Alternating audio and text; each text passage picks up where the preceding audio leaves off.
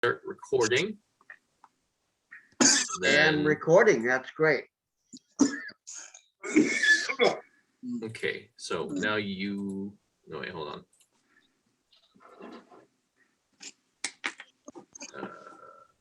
All participants. And we get over the thing like that. If people could mute their audio while I'm giving the presentation, because we're recording it, so we would like to not have random noises in the background. Right, Ron, you are now the host. If you pull up the participant panel, you should be able to mute people if you need I to. see. Yes. Okay. All right, and you should have ability to share screen. So thank you everyone for participating today. We'll see you next month. All right. That's it. Well, no, I'm going to give a presentation here in a minute. I'm just now taking over my job as host. There we go. Well, good morning, fellow ARCA members. You made it to what, the first meeting of the year. It's interesting to hear everybody talk about why they're here in amateur radio. What was it, 90% emergency preparedness? Well, who would have thunk? Actually, that ties in with why I'm here this morning, and I'll get to that. Behind me is a portable, it doesn't look portable, but it's a portable, it's on wheels, setup that I run here in Concord, California. I'm at the site of Whiskey 7 Alpha Yankee Tango, my friend Dennis. He has his father's call sign. And I operate here in the garage with basically a full set of equipment. It's on wheels, so I can move it out and repair it if I need to. I just recently added the Fox Tango 2000 transceiver to the lineup about 2.5 weeks ago. This weekend will be the third contest weekend for it. I moved upstairs the Fox Tango 1000 MP, my beloved MP. It's not being gotten rid of, it's being moved to secondary status as I contemplate whether I have the bravery to try a contesting technique known as single op 2 radios, 1 radio, 2 radio. Now there's an idiot out there who's done single op 4 radios. I think he's on a vacation in a rest home right now, but he seemed to have a lot of fun doing it. I usually run single op 2 VFOs. Every HF radio has VFO 1 and VFO 2. That is enough of a challenge. So I decided for now, I'm going to play with this new radio and get it ready to run the way it always did. Now, why do I go through all this? Well, I may not run traffic nets the way you guys do, but I do check into traffic nets on HF most evenings. And this is my setup. If I can get into a traffic net in the evening, I'm emergency prepared as well, because emergency preparedness isn't just VHF, UHF, it's also HF. And so I'm largely an HF operator. I got into this game when I was in high school, and I've never looked back. I'm one of the few people today that still listen to the short waves. Way over here, my old ICOM 7000 has become a shortwave receiver. You may recognize the ICOM 7000 in the last 2 field days that we have done with this club. I bring the ICOM 7000 as a field day radio. Now, because there's some new faces here, I need to explain a few things. And to do that, if you're new, I don't know if this can even be seen. Can people see this magazine? It says On Air. This is an ARRL publication. This is a entry-level magazine. And yet I learn something from it every time I look at it. There just happens to be an issue this month on CW. If you want to learn CW and find out what it's called Demystifying Morse Code. It's a great little article. It's a second article, and they even got a picture up here of old Betsy, the original spark gap transmitter Hiram Percy Maxim used 100 years ago when all we had was Morse code. There's an article on HF propagation. You ever wonder what the solar flux is and what is an A index and what is a K index? Well, that is space weather. And I have way in the background, I have a program called the WQ6X beacon tracker. And on the bottom of it, it has a space weather screen. I just refreshed the space weather. The solar flux is a 97. The A index is a very low 8. The K index is a 2, meaning we've had a little bit of space weather going on, but not like we had about 5 days ago. The K index was a 6. There were radio blackouts everywhere. So when you live in the world of VHF, UHF, this is not really much of an issue.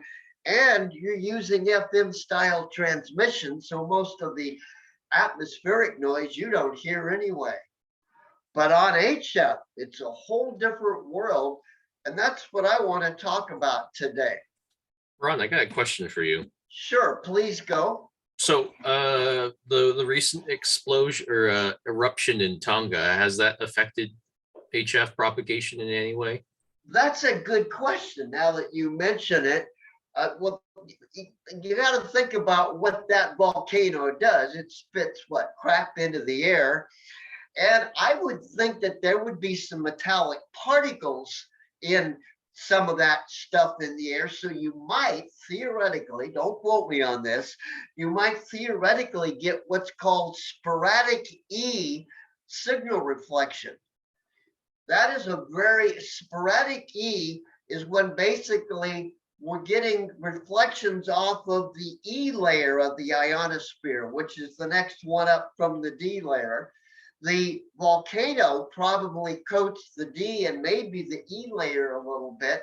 And if you bounce a signal in that direction, those little particles may be enough to reflect your signal in some random place. When we're at the bottom of the sunspot cycle, 10 meters is all but dead. And now that it's the sunspot cycle is going up, 10 meters comes alive, but you might not know it because if you tune around the band, you don't hear any signals. But you know my motto, if everybody's listening and nobody's transmitting, the band will seem dead. So I put out a CQ. I have a voice cue that plays my voice over and over, CQ, CQ. And you know what happens in the contest a couple of weekends ago, calling CQ on a dead band, out of nowhere, 3 stations from Brazil called in and I got 3 contacts with Brazil. I could hear nobody in the US, nobody out in the South Pacific. Brazil S9, loud and clear. That's sporadic E.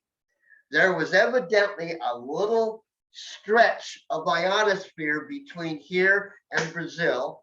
And we actually know that there is a propagation path from the United States due south, more or less due south. And if we curve it a little bit, we end up in South America. So that's a long way of saying the volcano might be or have contributed to sporadic E communication. Then again, we had a big solar belch several days ago with the K index of 6. The lower bands were okay, but the upper bands seemed to be just gone. I think the ionosphere had its self poked full of holes, and when the signals go out into space and don't reflect back, then that makes it completely worthless. Now, all this equipment here is for HF. A lot of this is audio filters because I love having knobs to twiddle, but audio filters allow me to get rid of a lot of the junk noise that we hear on the bands.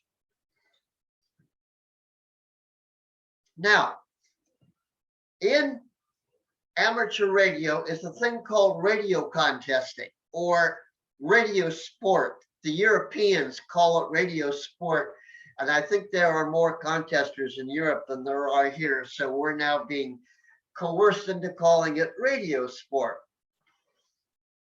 Radio sport isn't just sitting in a chair running a radio, although that's a big part of it. There's a lot of preparation that goes on. You've got to check the antennas out in advance. I run a remote operation from ANZA, the station WA6 Tango, Quebec Tango.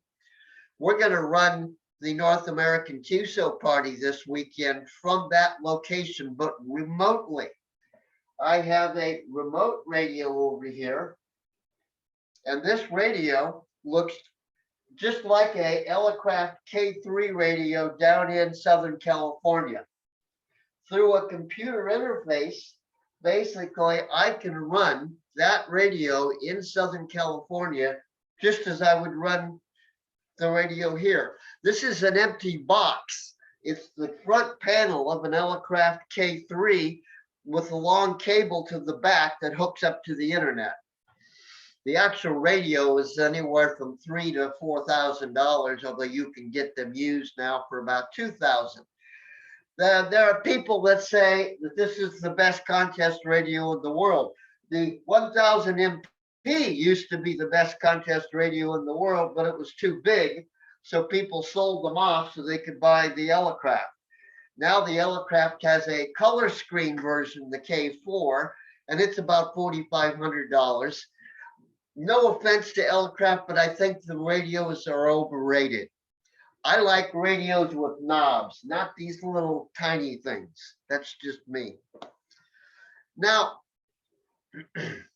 this weekend is a contest known as the North American QSO Party, or NAQP for short. They've been doing it for about, 50 years, something like that. There are 3 flavors of the NAQP. I'm going to send you some, post some links here in a moment so that you can look it up on your own afterwards. There is a CW version, which you all missed because that was last weekend. There is a sideband version, which is today in about 35 minutes, starting in about 35 minutes. That's why I'm here. And at the end of February, there is a radio teletype version, the RIDI version. I love the RIDI version because I don't have to speak. I don't have to decode Morse code. I can sit back and type for 12 hours and get lost in a world. Now, a lot of people think radio sport, radio contesting is just screwing around. If that were true, you wouldn't see mega high scores by some of the top stations. They're tops because, one, they set up equipment like I'm trying to do that has everything down to a science. Everything's got a place. There's a reason for turning on this knob before this knob, et cetera, et cetera. You may not hear them on the rest of the week, but they're sitting at night with the power turned down testing like I did last night. I was on 75 meters. I was on 3620. I had the power kind of turned down and I was testing all the voice features of this radio. And then today, we're going to see if all my testing paid off. Now, in radio sport, each contest has a different, what we call exchange. An exchange is a set of information you must send in order for a contact to be valid. And the classic example is November sweepstakes, which is in November. And what we send in the November sweepstakes is actually the header information of a radiogram, the way they used to send it back in 1930. If you pass traffic via the national traffic system today, yes, the NTS is still around, you are required to send message header before you send any of the text of the message. You give it a message number, you give it the kind of traffic, usually an R for routine. You give the number of words to be sent, we call that a check, and you give a location it's going to be sent to, we call that a section. So in the November sweepstakes, I might say, November X-ray 6 Tango, you are number 246 Mexico, WQ6X, check 69, section Echo Bravo, East Bay. I just send a message header. And then if I wanted to send more, I could. So as a matter of fact, radio sport is practice for traffic handling. I used to be a CW traffic handler. I was part of the national traffic system. I would get on the NCN, Northern California net, every night at 6 o'clock for 20 minutes. And I would send or receive messages. That's still being done. NCN and Regional Net 6 are still on every night. They actually asked me to move one night because I was on their net frequency. And technically, I don't have to move, but I yield to traffic nets because they're doing a service. So you can get all the space you want. Well, you guys run traffic every week as well. So guess what? Another point in radio sport is you learn how to communicate succinctly. You say things slowly if necessary. You repeat them again and again and again. A friend of mine who's not a ham, she said, what's the thing you say most frequently in a radio contest? I said, one word, again, again, your call sign again, your section again, your number again. Yes, so again is the most important thing. You may remember a presentation I gave for this club on ethics in radio sport, and I listed my top 20 grievances. And on that, near the end on the list is people who give up too easily.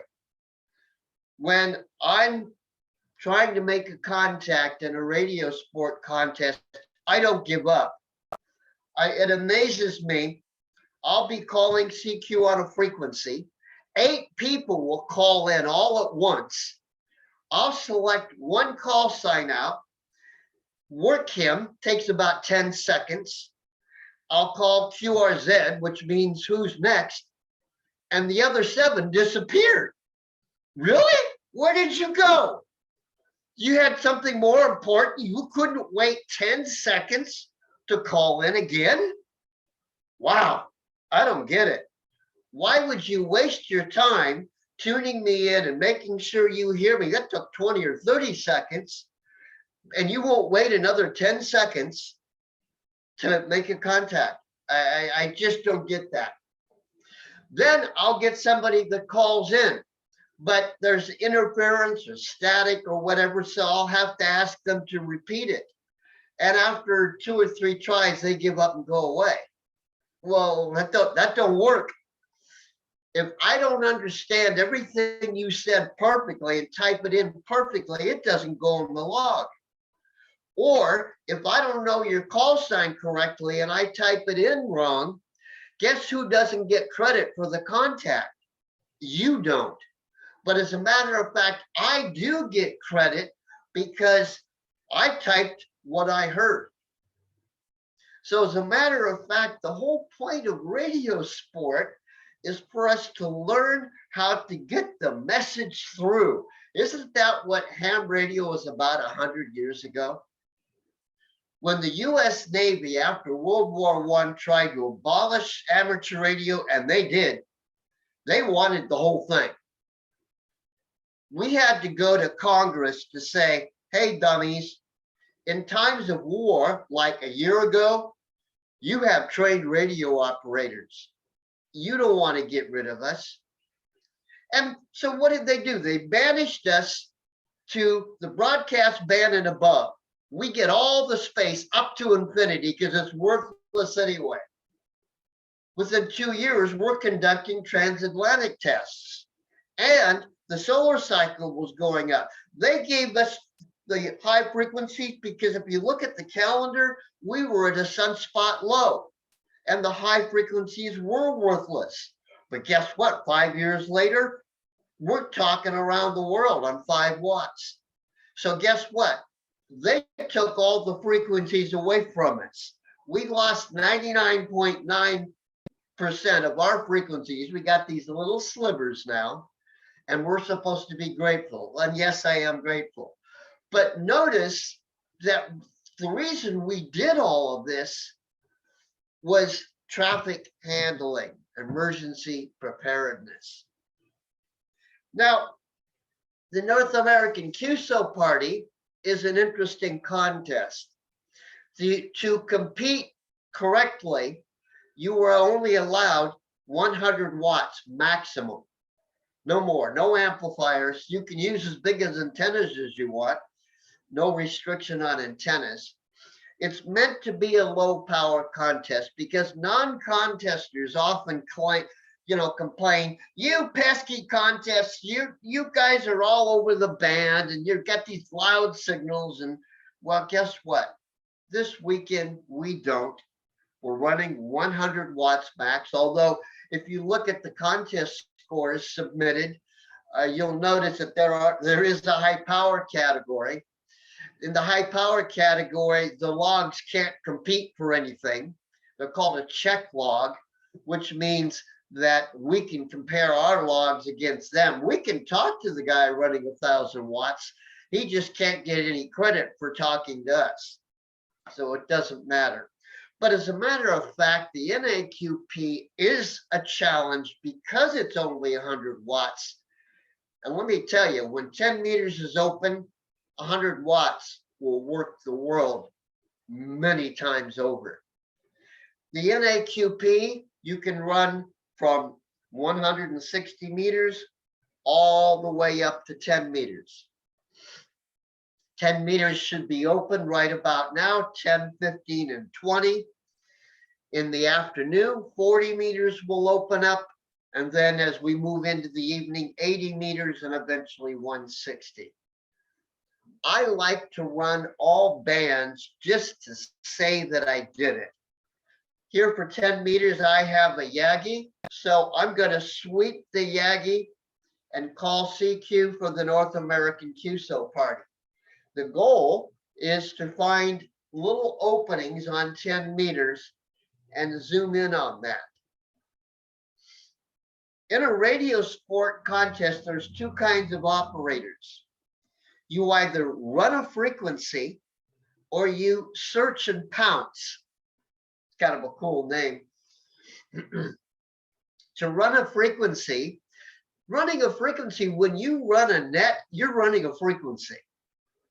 So if you know how to run a frequency for a traffic net, it isn't that much more difficult to run a frequency in a radio contest.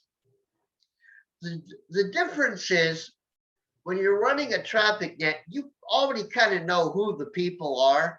You know what to expect. and they respect you. And because you're neck control, they tend to shut up when you're talking, which is kind of the way it should work. But in a radio sport contest, they don't know who you are, and you don't know who they are. And sometimes, let's just say nicely, people either do not know how or cannot follow instructions. There's some videos on YouTube that I made when I was on the island of St. Croix, running as Whiskey Papa 2 / WQ6X. And it's amazing. I would say the 5th call area only, please. Only stations in the 5th call area. WB2XYZ, New York. Wrong. 5th call area only. Only the 5th call area. W4XY in Kentucky. Wrong. When I say 5th call area, what part about that do you not understand?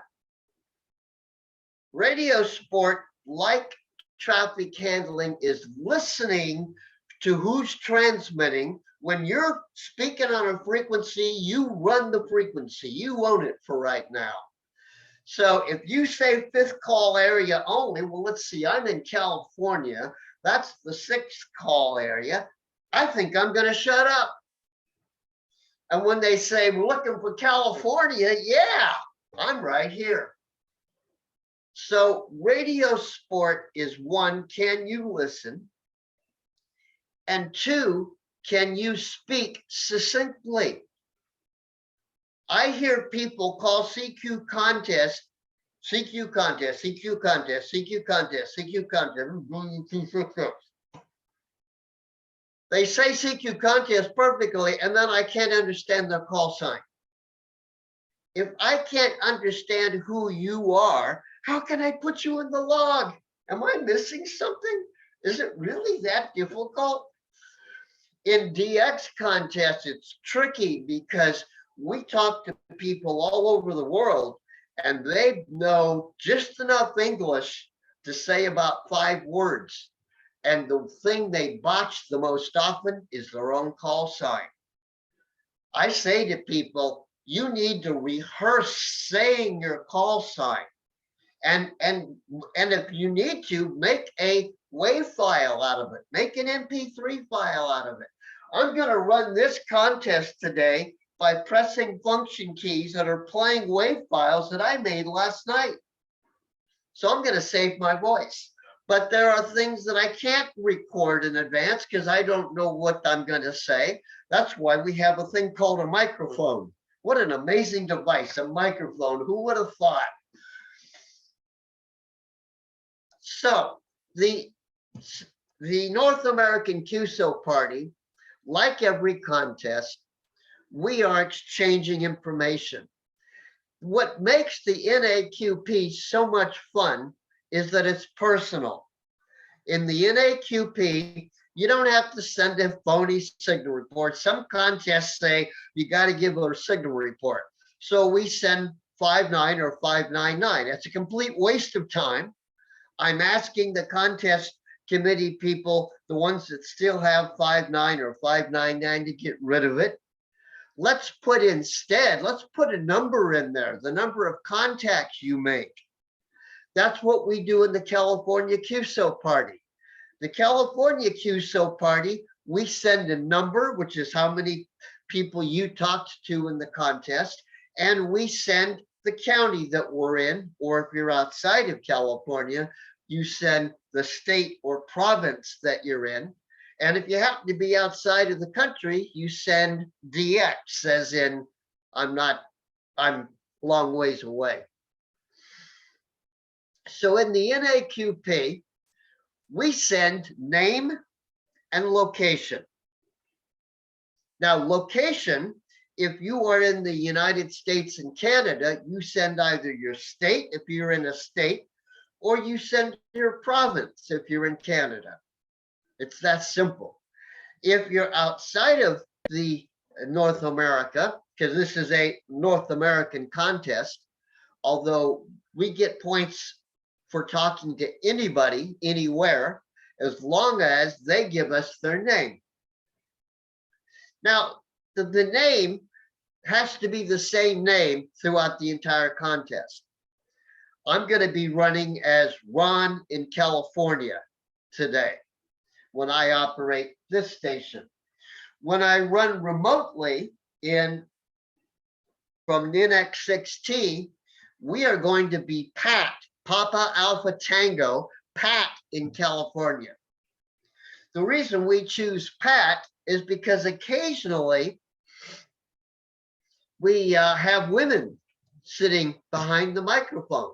So Pat is one of those kind of innocuous names. Now, let me see here. I am going to find us a link. First off, where do you find out about radio sport contests? Well, I'm going to put in the chat a link to the contest calendar.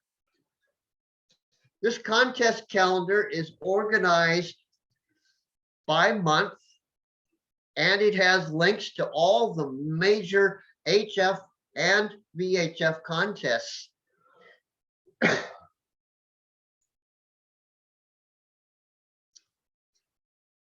If you go through that calendar, you will find a link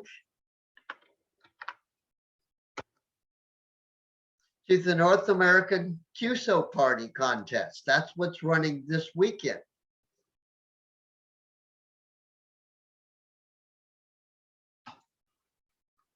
For those that want to read some of my thoughts on the North American QSO Party, several years ago, I wrote a blog about it.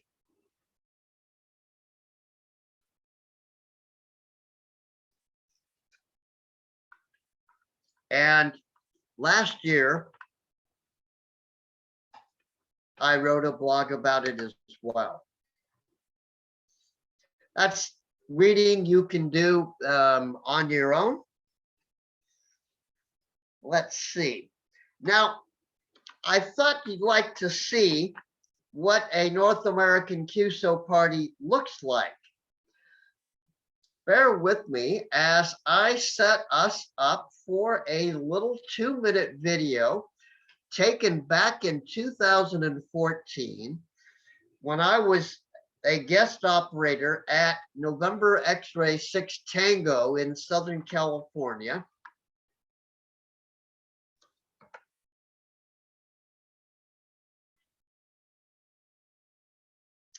Now let me share the screen.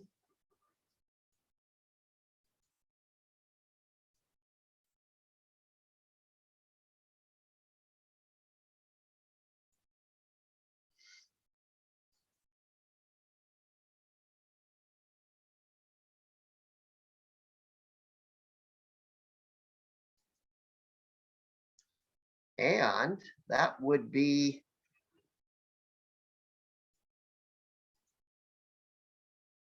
this one. Let's see if we can make this work.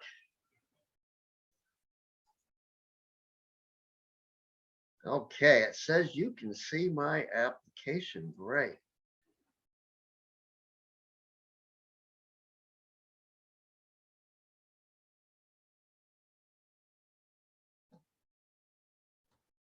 Can you hear audio? I don't think we can hear audio. Okay. When Let you me stop it just for a moment. when you share, make sure there's a little tick box, I think, to make sure you share the audio or something. So reshare your screen again. Share sound. Okay, now we have the sound. QSO party from November X-Ray 6 Tango. November We're not. X-Ray 6 Tango. Turn it up, Ron. Well, this, you can see me in the red shirt. Thank you from Pat in California. This is what a multi-operator looks like. QRZ, November X-Ray 6 Tango. QRZ Thanks, the Chris. QSO Good party, luck. you call me, I'll QRZ, call you. November This is X-ray 6 November Tango. X-ray 6 Tango. November X-ray 6 Tango.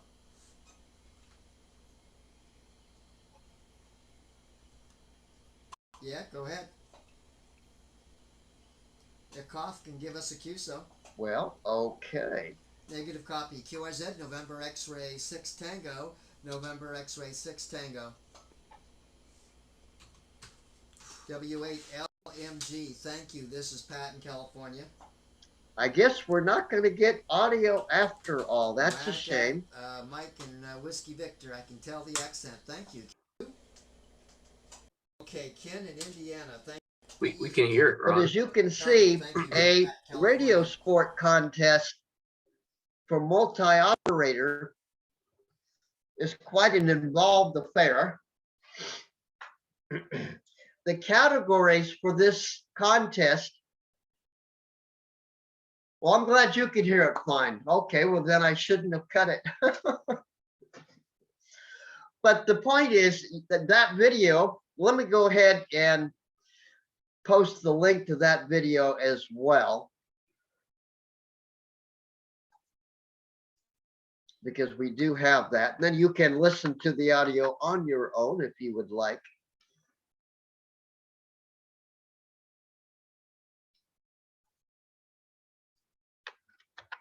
There's the YouTube video. There are two kinds of categories and then two subcategories in the North American QSO party. There is single operator, and then there are, and you can either be assisted, meaning you can look people up on the internet and get them in a spotting net, or you can be single operator unassisted, meaning you don't use the internet. You just tune the knob on the radio looking for stations to work. Then there are two kinds of multi-operator. There's multi-operator single transmitter, and there's now the new multi-operator two transmitter. This weekend, November X-ray 6 Tango in Anza will be running multi-operator two transmitter. I will be on shift from 6 to 8 p.m. They stole my noontime shift away from me, but that's fine because then I get to play here. And the goal of the NAQP is to talk to as many people as you can, put them in the log, and you get bonus multipliers for every state and province you work on each band. There are 6 bands, and I believe there are 58 states and provinces. So each new state, each new province you get creates a multiplier. Now, how do you log this stuff? Well, you need a logging program. And it just so happens that there is my favorite logging program is free. Type in November 1, Mexico, Mexico, N1MM.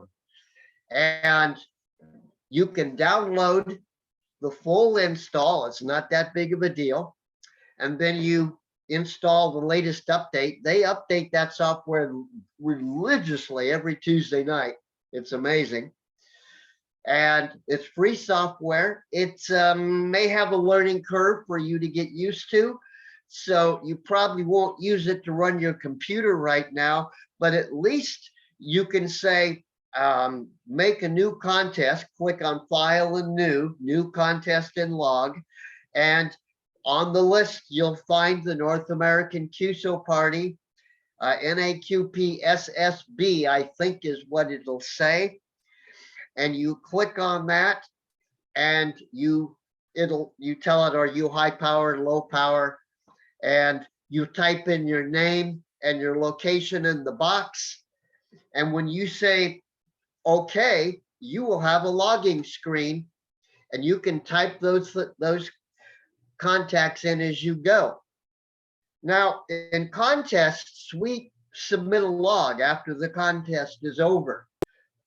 That log is submitted in a format known as Cabrillo, C-A-B-R-I-L-L-O, Cabrillo. You say tomato, I say tomato. And how do you make a Cabrillo log? Well, when you're all done at the end of the contest, you click on file and right there it says make Cabrillo log. So it does it for you. And if you have a Cabrillo log file with your call sign, so mine will be WQ6X.log. That's a Cabrillo log file. And I will submit that to the North American QSO Party website. It's listed in the contest calendar.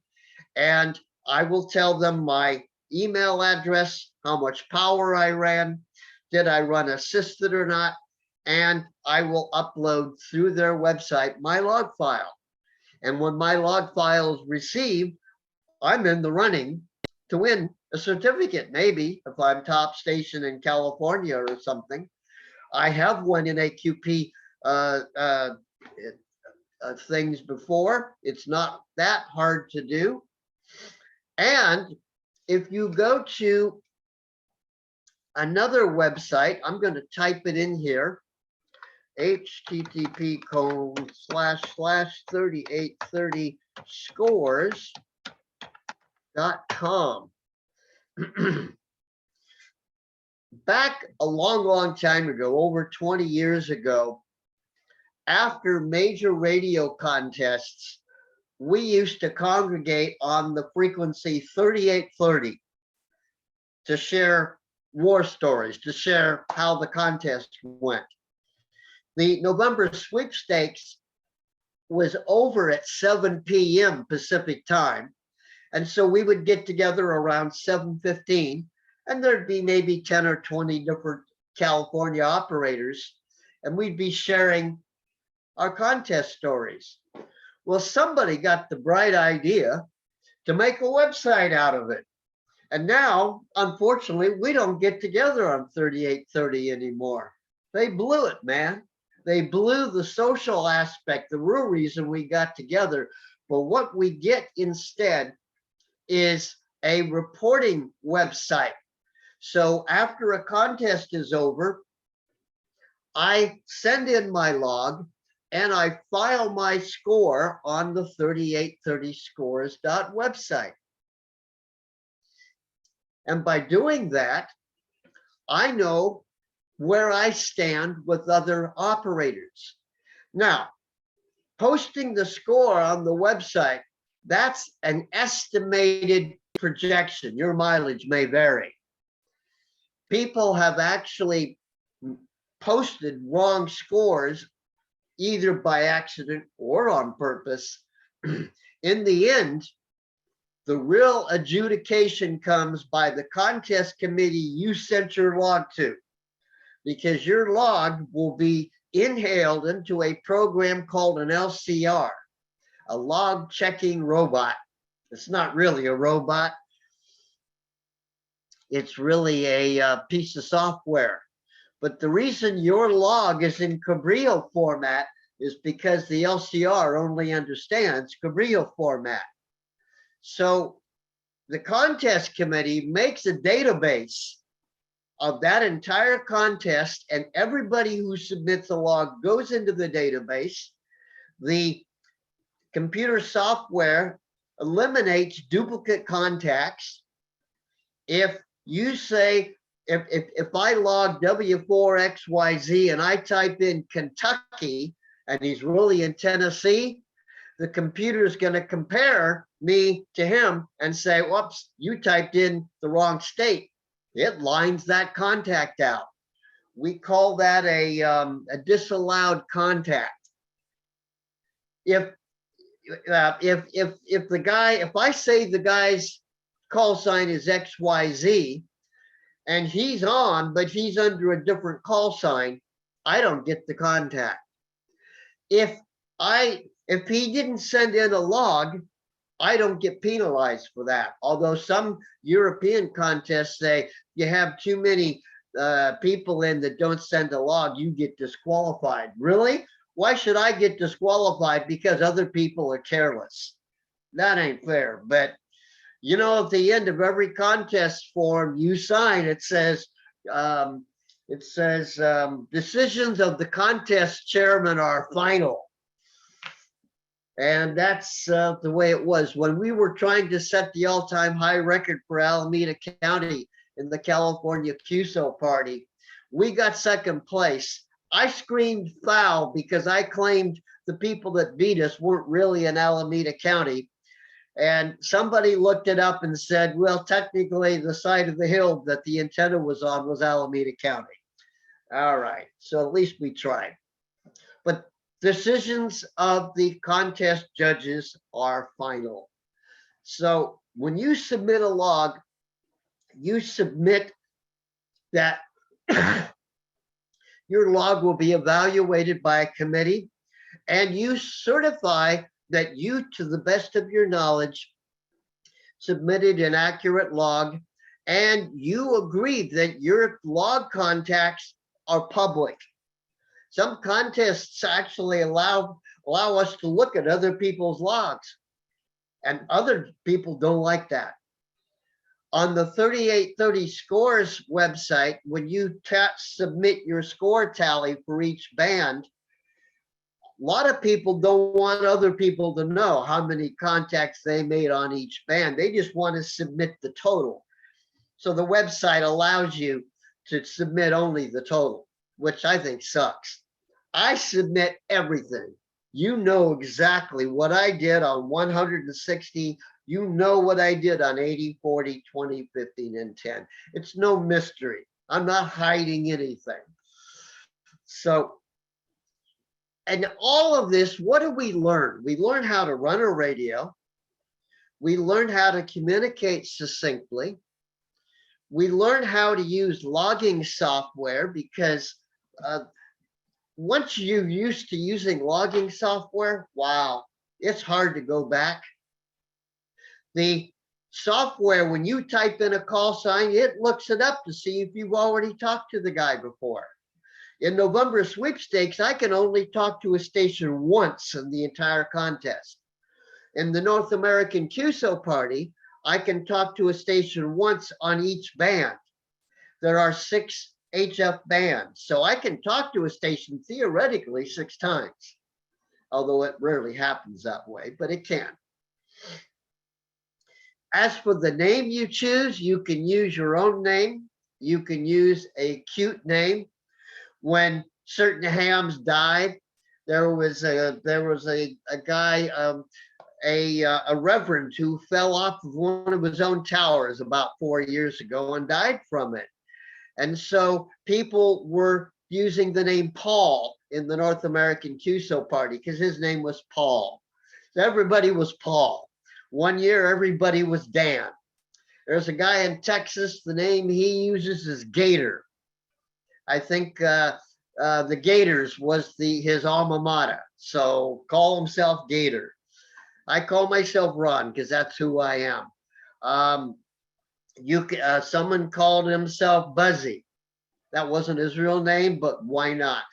The only requirement is the name you start with is the name you use through the entire contest. So even if different people are running the radio, we use the same name. Today in Anza, we're all going to be Pat in California.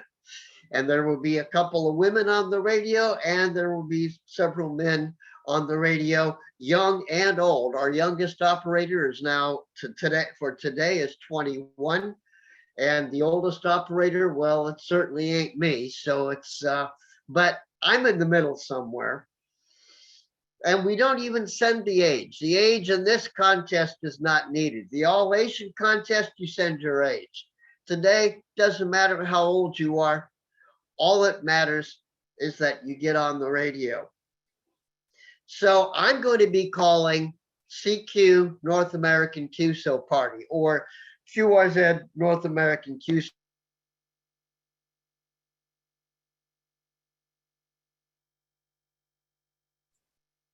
Did we lose her on there for a sec?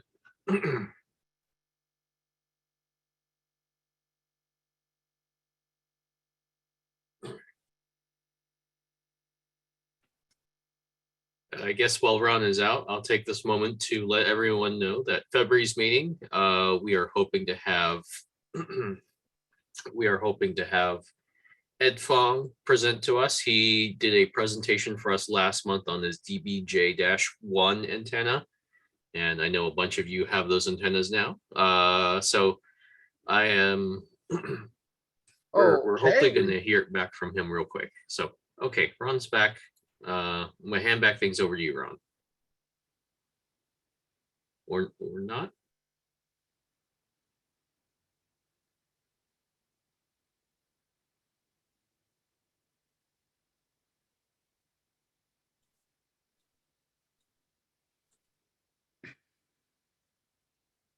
All right, sorry everyone about some technical difficulties this morning, but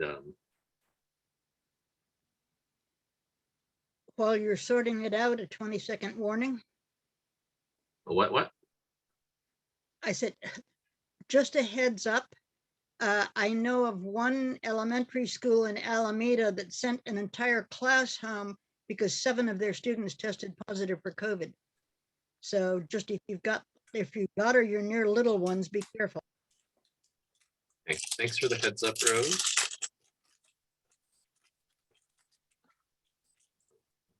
Hopefully Ron should be able to join.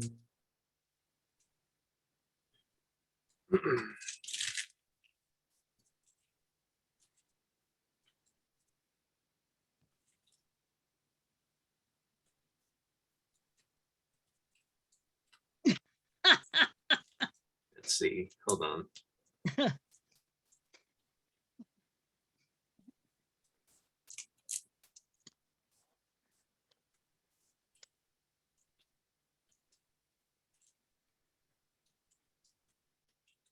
Doesn't feel like an ARCA meeting without some technical snag.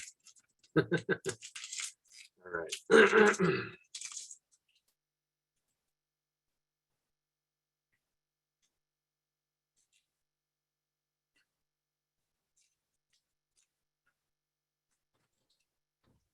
I can also mention that the city is planning on the July 4th parade to happen again this year. So we'll be having some training classes. Okay, I think I'm gonna have to get us out of here before I lose it. I was trying to say the software has an extensive manual that you can download that'll tell you basically everything you need to know. Are there any questions regarding the North American QSO party or radio contesting in general that I can answer?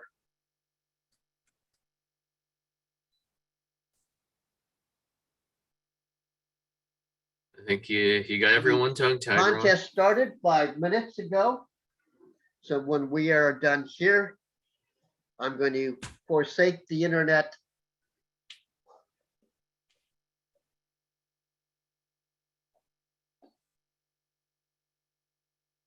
I think that should be it, Ron. Thank you for your presentation on the North American QSO party. Jerry, do you want to make your pitch for 4th of July? Oh, okay. Yeah, I was just finishing up since Ron had come back. Yeah, so the city is planning the 4th of July parade this year. So if you're interested in helping out with that, we do need ham radio operators along the course and in this work area. So we'll have some training classes coming up in the next few months. Okay, all right. And then can you send me a little blurb about that? I'll make sure to include that in the circular for February. Okay. Okay. All right. Is there any other business for the club? All right. Well, everyone, please enjoy the rest of your Saturday today. I know Ron certainly will, jumping into a QSO party. So, but if there's no further club business, we will adjourn. We will come back the last weekend in February. We should have the presentation by Ed Fong, so that should be a really fun presentation and very informative one, as he's a very energetic person. So thank you, everyone, and all right, have a good rest of your day. Oh, Rose. I am still running the 12 o'clock noon net on Monday. usually Al and I do a bit of chattering, but if anybody wants to sign in, it's on the regular ARCA repeater at 12 o'clock on Mondays. So far, we're still going. Okay, sounds great. All right, thank you very much. Welcome back, Ron. Okay, anything that I can answer while I was gone? No, I don't think you had any questions for you, so I think we're going to end the Not meeting hearing here. Audio.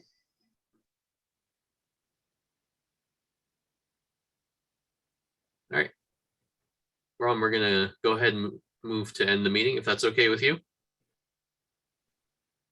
That's because my wireless turned off. Okay.